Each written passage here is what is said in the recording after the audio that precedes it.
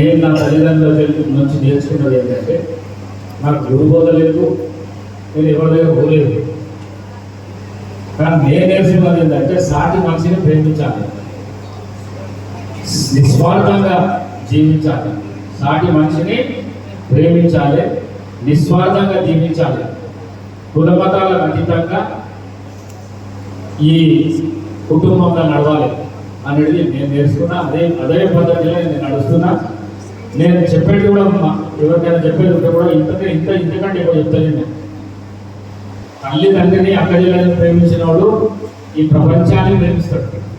ముందు తల్లి తండ్రి అక్కజల్లని అన్నదమ్ములను ప్రేమించాలి. ప్రేమించినోడే ప్రపంచాన్ని ప్రేమించడానికి అవకాశం ఉంటుంది. నువ్వు ఇంట్లో ప్రేమించని బయటికి వెళ్ళి ప్రేమిస్తావు. ఇంట్లో సేవ చేయాలి, బయటికి వెళ్ళి చేస్తాం సేవ. అందుకే నేరుగా నా తల్లిదండ్రులు నేర్పించేది నేను మీకు చెప్తున్నా. మీకు తప్పనిపిస్తే క్షమించాలి. ఒకటి, మనిషి ప్రేమించాలి. రెండు, నిస్వార్థంగా జీవించాలి.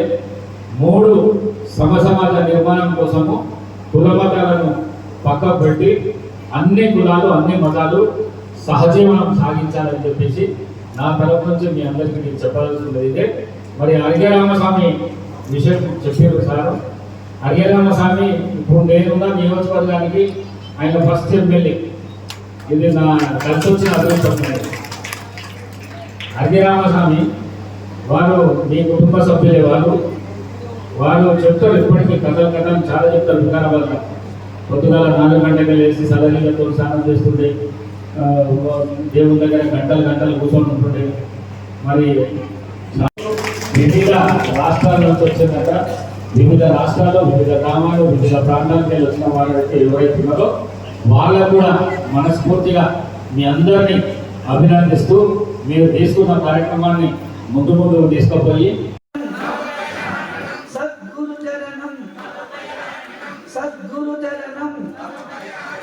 భవభయహరణం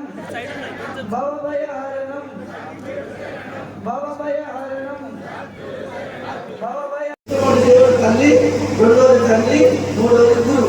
మాతృదేవోభవ, పితృదేవోభవ, ఆచార్యదేవోభవ అని ఆ మాటగా ఇప్పుడు వారు చెప్పారు. కాబట్టి చాలా ఆనందదాయకం మనందరికీ అటువంటి విషయాలు. ఎందుకంటే మాటకు నేను పోతే వాళ్ళకి సాధ్యమవుతుంది. కానీ అటువంటి దాంట్లో తల్లి 9 మాసాలు తల్లి పెంచి పెద్ద చేసి కడుపులో పొట్టులు పెట్టుకొని బయటికి వచ్చినాక కంటిని కూడా కాపాడుకొని 10 సంవత్సరాల వరకు ఏ విధంగా చూసుకోవాలి బాబుని, నా కొడుకుని, నా కూతుర్ని అని చెప్పని తల్లి 1000 కళ్ళు పెట్టుకొని ఎట్లా సేవ చేస్తే మనం చేస్తారో అటువంటి ఒక దాంట్లో మనం ఇప్పుడు తెలుసుకున్నాం. ఆ తల్లికి రుణపడి ఉంటాం. కాబట్టి తల్లిని దేవుడిగా పూజించాలి. తాతలు పెద్దవాళ్ళు కావాలి, భార్యవాళ్ళు కావాలి, మంచి చదువు విద్యావంతులు కావాలి, ధనవంతులుగా ఉండాలి, మంచి గుణవంతులుగా ఉండాలి. మనకి ఆస్తులు కావాలి, పాత్రలు చెప్పని ఇంటి సంపాదించి, భూమి సంపాదించి, కాలు సంపాదించి అన్ని చెప్పినటువంటి వాడి తండ్రి, వారి భావి భవిష్యత్తు గురించి. కాబట్టి అటువంటి తండ్రి కూడా రెండవ దేవుడిగా పూజించాలి, సేవించాలి, ధ్యానించాలి, కీర్తించాలి, రచించాలి, స్మరించాలి. కాబట్టి ఈ రెండింటిని నమ్ముకొని తల్లించినటువంటి తల్లిదండ్రుల శరీరాన్ని నమ్ముకొని తల్లించినటువంటి ఆస్తిపాస్తులను నమ్ముకొని ఇది ఇష్టం వచ్చినట్టు ఎంజాయ్ చేసుకుంటా దీనికని గొప్ప లేదు, ఇదే గొప్పదని చెప్పని అనుకోకుండా ఉన్నటువంటి యొక్క ఆ సమయంలో ఇటువంటి యొక్క గురువులు వచ్చి నాయన ఇది శాస్త్రం కాదు, నీవు శాస్త్రం కాదు, నీ శరీరం శాస్త్రం కాదు, నీ ధనం శాస్త్రం కాదు, నీ మనసు శాస్త్రం కాదు. చాలా విషయాలు మనం ఉదయం నుంచి మాట్లాడుతున్నాం. కానీ మనకు పెద్దదిగా తండ్రిగా సంస్థ మొత్తం ఒక రాష్ట్రానికి వారు స్పీకర్ అంటే సామాన్యమైన మాట కాదు.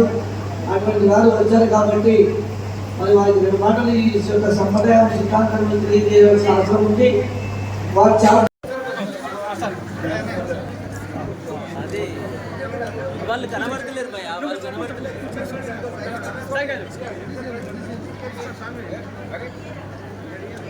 స్వామి బుక్కులు అందరికి 3000 పుస్తకాలు తెచ్చినాము. ప్రతి ఒక్కరికి పుస్తకం తీసుకున్నాం కదా అనంతించారు కదా. 3000 గ్రంథాలు పుస్తకాలు తయారు చేయించారు.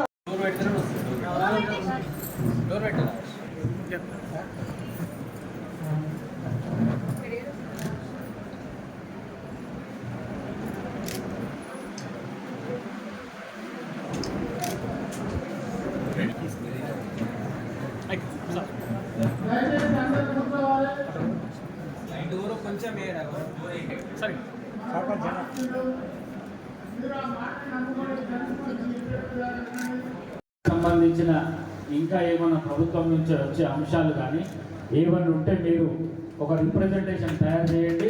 తప్పకుండా మీకు ముఖ్యమంత్రి అపాయింట్మెంట్ ఇప్పించడం కానీ ట్యాంక్ బండ్ మీద పెట్టే విధంగా ప్రయత్నం నేను చేస్తానని చెప్పేసి మీ అందరి ముఖంగా నేను తెలియజేస్తూ